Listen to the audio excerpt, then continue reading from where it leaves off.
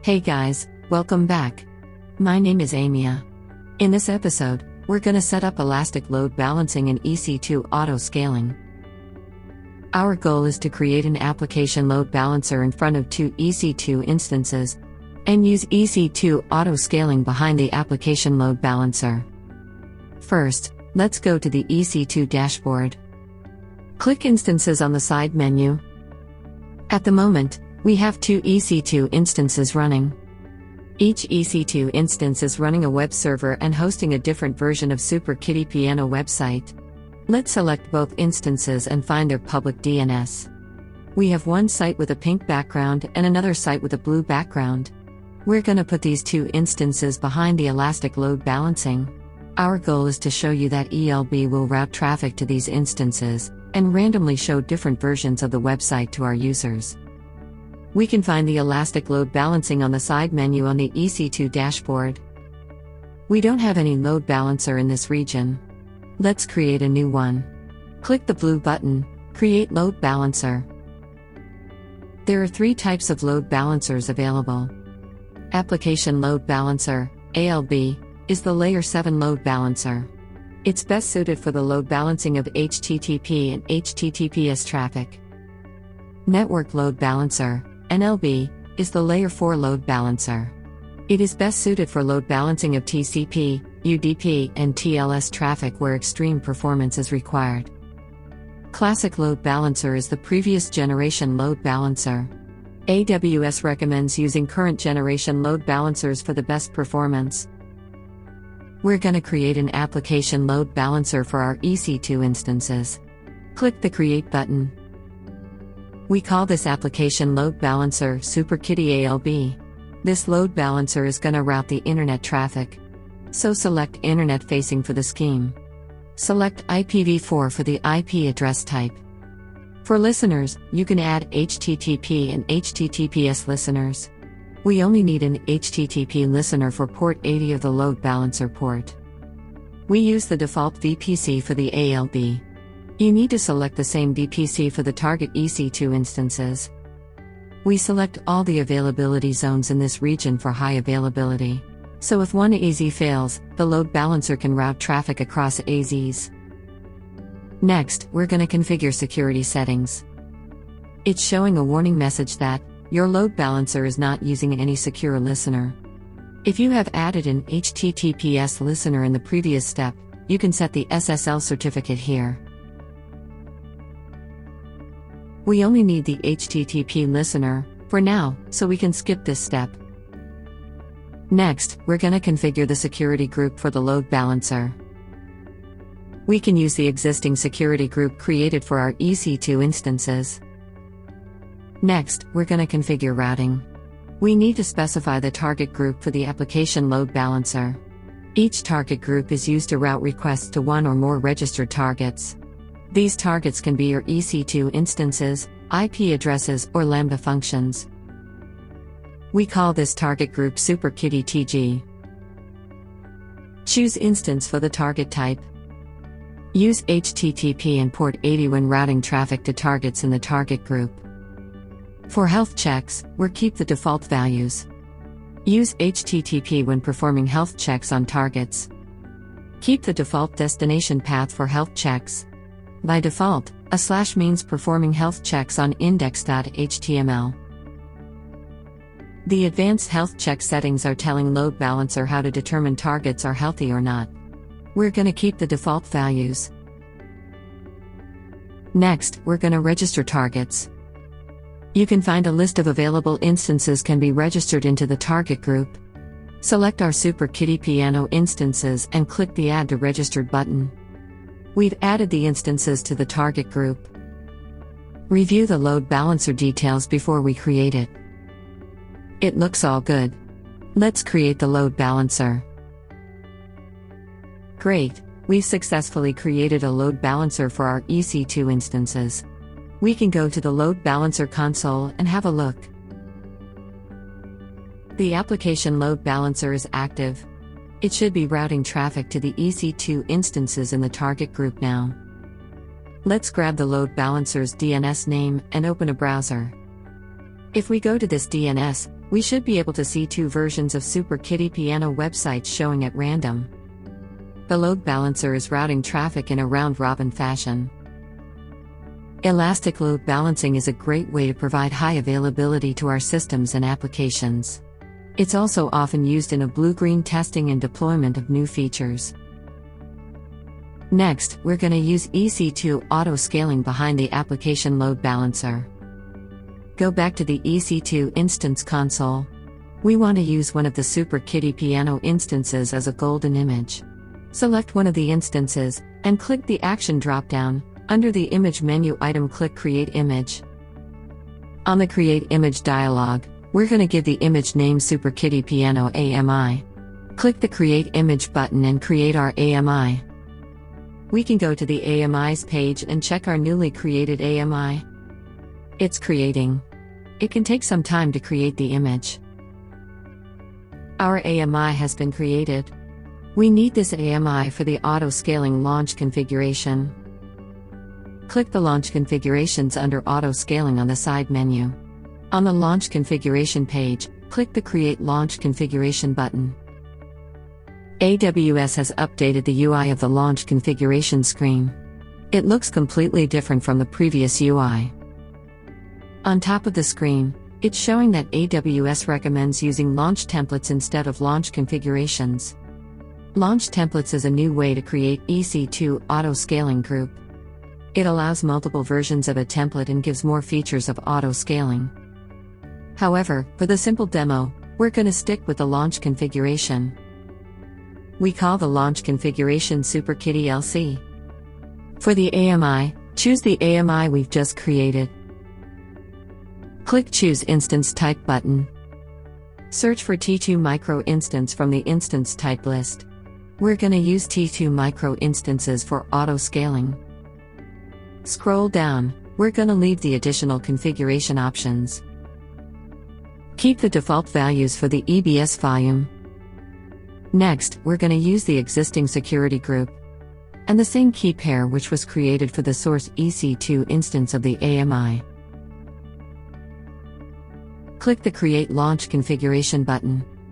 We've completed the first step of creating EC2 Auto Scaling. Next, we're going to create an auto scaling group. Click the link on the side menu. Auto scaling groups are collections of EC2 instances that enable auto scaling and fleet management. On the auto scaling group page, click the Create Auto Scaling Group button. The Create Auto Scaling Group UI has changed recently. It looks quite different from before. First, we need to configure the auto scaling group name and choose a launch template. We call this auto scaling group SuperKitty ASG. You can switch between launch template or launch configuration at your choice. Let's switch to the launch configuration and choose the one which we've just created. Click Next to continue. We need to configure the network for the auto scaling group. We want to use multiple availability zones and let auto scaling balance instances across AZs. Choose the default VPC and select all the subnets in the drop-down. Click Next to continue. We're going to configure advanced options. We want to put the auto scaling group behind the load balancer. Check the Enable Load Balancing option. On the Target Group drop-down, select the SuperKitty Target Group. Under Health Checks options, EC2 is always selected. Let's select the ELB option as well. The grace period is the amount of time auto scaling performs the first health check on new instances after they are put in service. We can keep the default value of the health check grace period. We want to enable the group metrics collection within CloudWatch monitoring, so we can have better visibility of the auto scaling group, such as changes in sizes of the group over time. Click Next to continue. We're going to configure group size and scaling policy. For the group size, we need to configure desired capacity, minimum capacity, and maximum capacity. The desired capacity is the number of instances auto scaling attempts to maintain in the group. Minimum and maximum capacity are the minimum and maximum number of instances that auto scaling allows to have in the group. Let's set the minimum capacity to 1, maximum capacity to 3, and desired capacity to 2. You can use a scaling policy to dynamically resize the auto scaling group. We choose the target tracking scaling policy. Use average CPU utilization for the metric type, and set the target value to 70. We want to scale out new instances whenever the target average CPU utilization reaches 70%. Keep the default value 300 seconds for the instance warm-up time. The warm-up time allows you to control the time until a newly launched instance can contribute to the CloudWatch metrics. The Disable Scale In option allows you to create a separate scale in policy. We leave the Disable Scale In option unchecked. The Scaling In Protection option controls whether an auto-scaling group can terminate a particular instance when scaling in. We leave this option unchecked. Click Next and continue.